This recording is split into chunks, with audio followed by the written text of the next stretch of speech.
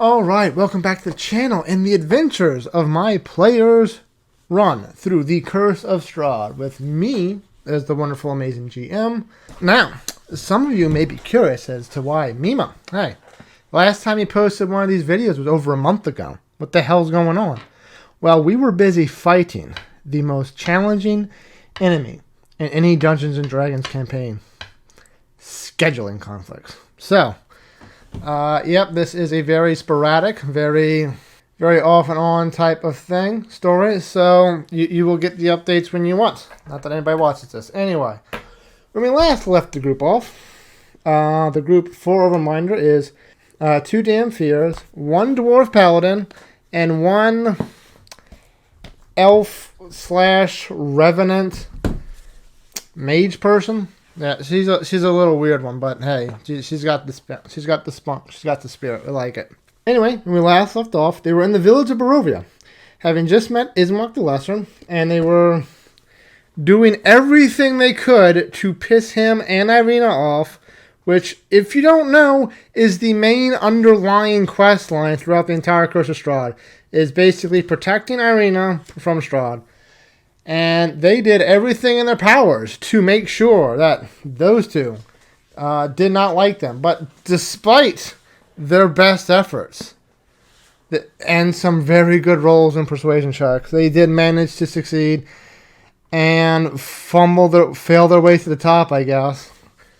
And now they are going to bury the body of the father on hallowed ground, which was in the cemetery. So they go escort them up the street into the cemetery, into the church where the priest is, to see if they can find somebody to bury the father with them. While they were going, the mists were very full in effect, and they could see shapes and forms following them down through the streets and alleys. Although none of those shapes, they could not get a closer look. Anytime they tried to get a little bit closer to peer what was inside, the shapes made away, and they eventually made their way to the church where they could hear screams coming from inside the church. So the party went in. Irina and Ismark decided to stay outside just to be extra safe. And they went in and they found the father. The priest. They found the priest, whose name is Donovich. And the screams, as it turns out, is his son in the undercroft of the church. I'm like, hey, what's going on? Why are you having this screaming going on in the middle, but you have trapped down there? And they learn that Donovich's son is trapped in the undercroft. He was turned into a vampire spawn by Strahd after a failed coup attempt about a year ago from another adventurer who came into the lands of Barovia, who they may or may not meet, although if they do meet him, they're just going to kill him as soon as they can. You just know it. Anyway, they go to try. One of the characters is a priest, a dwarf priest, so he's actually trying to be nice. He's like, hey, I know the Lesser Restoration spell. He failed miserably his religion arcana check, medicine check, to see if Lesser Restoration would cure vampirism, especially one after a year. But he's going down there and he's going to try. What's the worst that could happen? The priest thanks him. He stays and goes down there with them. He unlocks the door, and they see the vampire spawn cowering in the corner, and just trying to hide. He is not a fan of this many people, although he is eager to escape. When they get closer, as they try to corner him and back him into a corner where they can go up there, grab him, hold him down for the priest to do Lesser Restoration, he springs into attack. Everybody rolls for initiative. And wouldn't you know it, first round of combat, Brad, the person we've had so much fun with, if you've watched the last video. And last video, in case you missed it, he tried to bite Irina Kolyana, the main point line of the entire story. So yeah, first round of combat, you know what he does? Because the priest is right down there with him, trying to the priest was down there trying to be give him a little helping hand encouragement and, just lead the way down there and hope against hope that maybe this will be the relief that his son can finally get. he rolls to attack the priest. He rolls to try to bite his neck and suck his blood right there in the middle of combat, because of course he does. Of course he does. Murder hobo's gonna murder hobo. Fortunately, he misses, and I ruled it as in he tried to like grab the priest, but he fell, and the priest was like, oh no, this is really getting dangerous. He did not suspect that the person was going to try to eat him, but he did just be like, okay, it's getting a little hot. I'm going to go back upstairs. Y'all take care of the vampire spawn. And the vampire spawn is not an easy customer, especially for a group of level 3 adventurers. He's a CR of 5. He has resistance to he has resistance to all their weapons, bludgeoning, piercing, and slashing damage from non-magical attacks. So nothing they can do can get a really solid hit on this thing. And he regains 10 hit points at the start of every turn. However, that never really came into effect because one of the damn fears has something that let him do radiant damage, and radiant damage cuts off that. So that's something, but I mean, this armor class 15 with almost 100 hit points. It was a long fight, and the damn fear Brad decides to say, fuck it, I'm gonna go chase the priest upstairs because hey, that's easy blood. Because of course he does. Now, if you don't know the layout of the church, it's basically you have the entranceway, and on either side of the entranceway is 2 rooms. One of those rooms leads to the undercroft, and further in is the main church access area. So I roll to see where the priest hid in one of either the 3 other rooms in which where he was, or back in the church proper. And I had him see, like, where do you think he went? Where do you think he went? Go, wherever you want. So he opens one of the other doors. It's not in there. The priest was actually further into the church where he was begin. And then he remembers something. Right outside are 2 little CR1 commoners, or nobles, or whatever their stats are, just outside waiting for things to come up. And he has a wonderful plan. He's gonna go outside and get his meal that he was denied earlier, now that everybody is distracted. Because of course. Okay, if you're playing a D&D game and you're not sure if someone's going to be a murder hobo or not, just tell them they can't be a damn fear, okay? Because that exacerbates the process like you would not believe. Anyway, however, I had prepped for this a little bit, so when he opened the door to go inside and to go outside and check for the defenseless people, he noticed that they were backing up into the church right in front of them because they were surrounded by werewolves. Gotcha, bitch! Or wolves, because he doesn't really know they were werewolves, but still. So he noticed, like, that finally sunk it into him. Like, you know what? We're not doing this fight. So he goes back into the church proper. Arena and Ismark come in behind him, and they barricade the door into the church. And at that same time, the vampire spawn in the undercroft, he's trying to escape, so he's going back up, and the group kind of meets back up upstairs again, so he doesn't have a chance to eat Ismark, or Irina. So that's that, and they eventually manage to defeat the vampire spawn. Yay! Then, after that, they finally tell the priest, yo, priest, everything's good. Can we bury this dude so we can go on? So he does that. He's a little distraught because since the fight took place right in the middle of the front door, he kind of got a good look of his son getting skewered and doomed, which he did not like very much, but he did it. He went outside. They had the little ceremony. Nicole, the half revenant, half elf thing, had to help with the saying of the rites because the priest was very shaken by the whole experience. They thought he was shaken just because of, watching his son die, all that fun stuff. But upon further outlook, they noticed that the entire cemetery is surrounded by dozens of wolves and werewolves. And then, through the church, they hear the door close and open. Or open and close, as you were. And they see a shape in the mist approaching them. A tall, obscuring shape. And as that shape gets closer, they hear screams and screams coming from this person, psychically apparently. And what they see is Rahadin, main servant and basically the Alfred to Strahd's Batman, come to pay his respects to a loyal servant of Strahd. They exchange a few words, and Rahadin leaves in peace.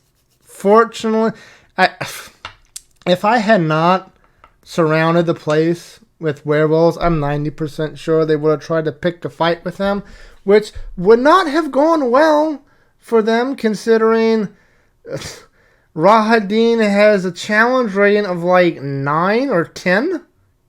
Yeah, a challenge rating of 10. Armor class 18, over 150 hit points. His actual damage doesn't appear all that bad. I mean, he attacks 3 times for 1d6 plus 6, but I mean, yeah, it could be better, it could be worse, but still. They didn't pick a fight, but they did finally get the body buried, and they left. Except Remy, the other Dampier, the one who plays D&D a lot, and kind of he's a bit of a murder hobo, but he plays within the rules of D&D, if that makes sense. So, after that happened, they start to leave, but he goes, hey, I forgot something in the church, I'll be right back. Now, I know I didn't mention this in the last video because I didn't think it was going to come up, but Remy died in the murder house. He died very thematically because for anyone who watched the Puffin for Strahd, whenever a character in that D&D campaign died, they kind of made a pact with one of the gods of that domain, and I really liked that idea, so I did the same thing to him. And except I didn't make like domains of like Strahd or D&D per se, but the Chaos Gods of Warhammer 40k, and because I knew he would love it, I made him a disciple of Khorne, basically. Blood for the Blood God, Skulls for the Skull Throne, all that fun stuff. So when he went back to the church, he saw the priest like keeping shop, praying, all that fun stuff, all by himself. He kills the priest, desecrates the entire temple as an offering to Khorne the Blood God. So, I mean, that's probably not going to come back to bite them in the butt, but, like, it's fine. It's fine. No other character has died yet, so none of them, and I'm very hesitant to put the other Dampier into a Khorne cult, so I might try to hold off on that for a bit. Anyway, they go back, and they're like, they don't have any horses because Ismark and Irina have been under siege by Strahd's forces for many days, weeks now. So they're kind of just planning on hoofing it to Vallaki. However, a little bit outside of Barovia, they managed to find a black stagecoach with 4 horses, enough for the party, all by themselves. And like, hey, and even before I say anything, they're like, I think we can kill these people and take the horse. Like, no! So I have the person inside the carriage exit and make a little show. Inside that carriage is Ludmila Vilasevic, first Stride of Broad.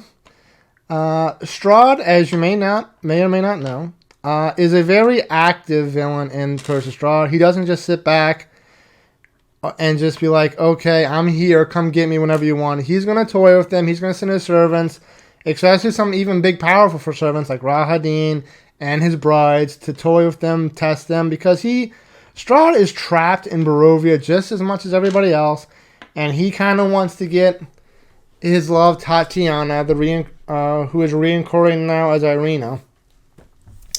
He wants to get them, and he wants to get her out of Barovia so they can live happily ever after the end. And to do this, he makes toys and tests for adventurers that he traps in here.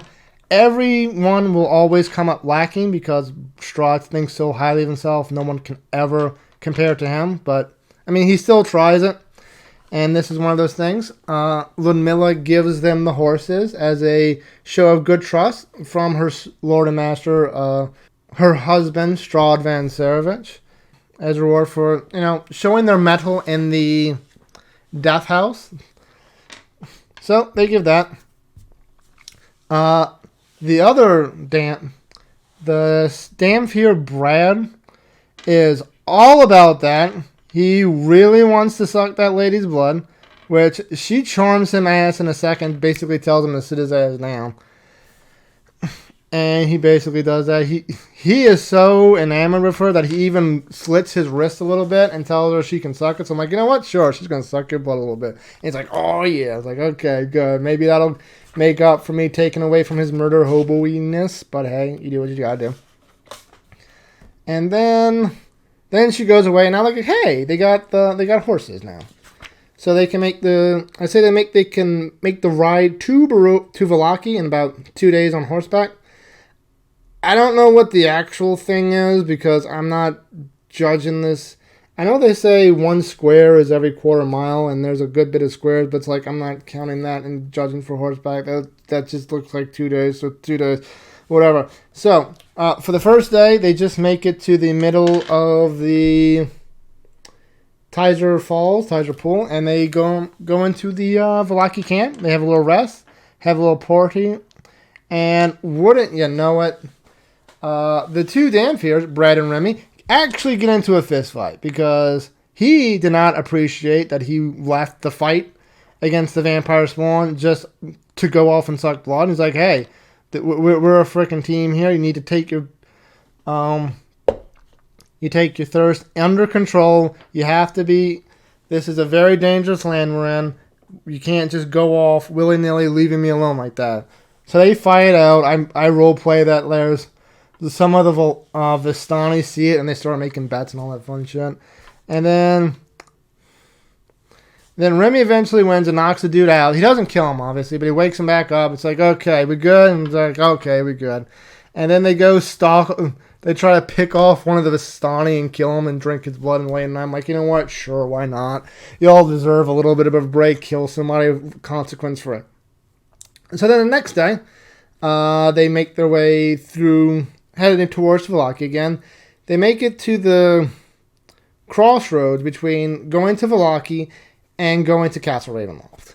And the Revenant hybrid elf girl, she's like, because she's a Revenant because Strahd killed her like 500 years ago, and she's been trying to kill him for revenge, which is how we're role-playing it. And she's a Revenant that possesses people's bodies, which is why she's still alive and possessing people.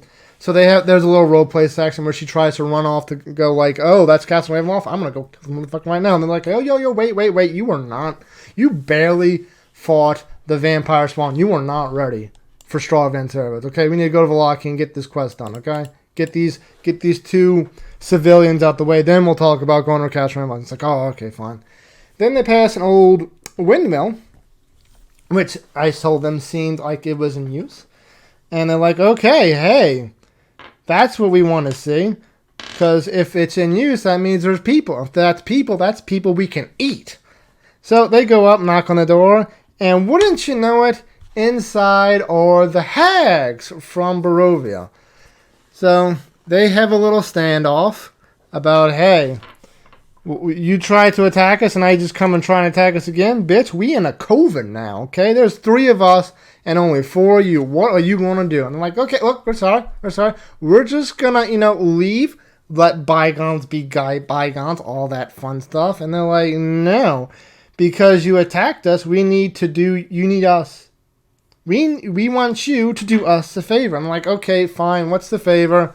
We want you to sell our pastries in Vallaki because Vallaki has very strict entry standards and they do not let the hags have yet to be able to infiltrate the city. And they finally say something like, are these things poisonous? Because we're not going to help you kill people, okay? And I'm like, no, it's not poisonous. They do insight checks, they pass, because the pastries are not poisonous. They did not ask how the pastries remain, which would have been a fun little thing, but I don't think they would have cared regardless. For those of you wondering, they're made from children. They are dream pastries. If you eat them, you will get sweet dreams because it is the dreams of children that they bake into the pastries. But it's fine. They do it, and they have a little nice little entrepreneurial standard ship. Like, hey, You do this for us, we do this for you. Fun, fun, fun. But before they leave, they grab the two Damphir and say, but because you attacked us, we need a little more of a show of face. A little face. So, they wanted from both of them one of four things. Either their last breath, their silver tongue, their victory, or their memory. This is also from the Puffin Forest video, which I thought was really cool, and I had to definitely wanted them to deal with this. For those of you who don't know, their last breath would make their death saving throw go to 2 instead of 3. Their silver tongue would give them disadvantage on all charisma checks. Their memory would have disadvantage on all intelligence checks, and memories prior to their time in Barovia are faded and very difficult to recall. And their victory, when you try and deal the finishing blow on a weakened enemy, you can no longer deal the finishing blow. And last, the victory.